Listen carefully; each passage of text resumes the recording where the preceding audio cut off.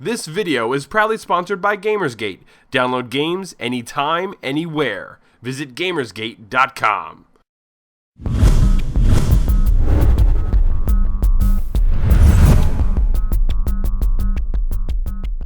December 19th, 1975. The East German soldier Werner Weinhold deserts to the west, killing 2 border guards during his escape. December 20th, 1975. The GDR demands the extradition of Weinhold to answer for the double murder. Bonn refuses. December 21st, 1975. Border guards are on high alert on both sides of the Iron Curtain. Many geeks who grew up during the Cold War remember movies about World War III scenarios like The Hunt for Red October, Red Dawn, Wargames, and Dr. Strangelove, where war erupts into all-out conflicts between the Warsaw Pact and NATO with an inevitable invasion of West Germany. French developer Eugen Systems and Focus Home Interactive brings us back to those fearful days of the Red Menace in Wargame, European Escalation. Wargame reimagines 20th century modern conventional warfare by recreating the latest technologies of both East and West and pits them against each other on the backdrop of Central Europe, the symbolic divide between both blocs. Wargame is set in the pivotal decade of the Cold War between 1975 and 1985, where morale in the West was shaken with the U.S. withdrawal from Vietnam and the 1973 oil embargo. Tensions between East and West Germany along the Iron Curtain reach a breaking point when an East German soldier defected and killed 2 East German border guards during his escape and prompted patrols on both sides to return fire. The West German government refused to hand over the defector, putting forces on both sides on high alert. Pitting brother against brother, this fraternal conflict quickly escalates. Similar to its World War II predecessor, Ruse, Wargame features a main campaign divided into sections, allowing you to play through the conflict as both NATO and the Warsaw Pact. It includes a skirmish mode, allowing players to play on individual maps against the AI on varying difficulties. It also has a prominent multiplayer element, where up to 8 players may battle it out on various maps with over 300 unique units, each with different characteristics. Wargame also features a unit unlock system where you gain star points from playing both single and multiplayer modes.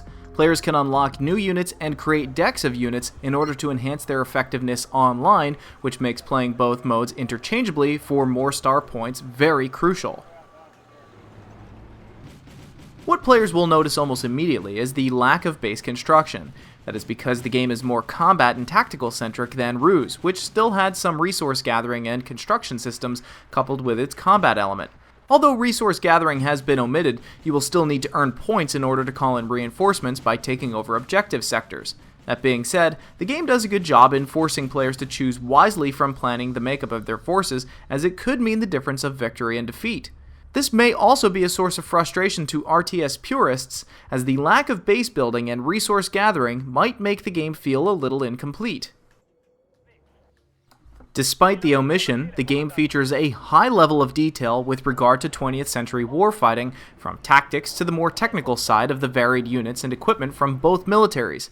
This in-depth focus on combat is enough to keep players busy and glad they don't have to manage economics because, as one may expect, late 20th century warfare is one of rapid maneuvering, supplementing with digital equipment that could easily exploit mistakes on the battlefield.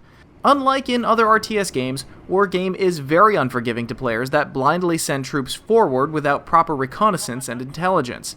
Any hedge or forest or town square is wrought with danger. One wrong move and it may lead to heavy casualties. Be prepared to quick save. Although the multiplayer would be an instant draw to RTS veterans, the AI should not be completely disregarded, as it offers plenty of decent challenge throughout the campaign and the skirmish games by using terrain features to conceal units and prepare ambushes, as well as executing flanking attacks on your zones of control. The AI challenges players to react quickly in response to the fluidity of modern warfare and adjusts strategies to different situations. All in all, Wargame is one of the most fast-paced, modern warfare real-time strategy games in this generation. There have been other similar takes on what we considered present-day conflict, such as End War and World in Conflict. Wargame combines great detail in its models and its terrain. The unique military units with a competent AI provide a decent challenge. For those that want a combat-focused, fast-paced RTS, Wargame is definitely a worthwhile title. Treibstoff, Ersatzteile, alles was Sie wünschen.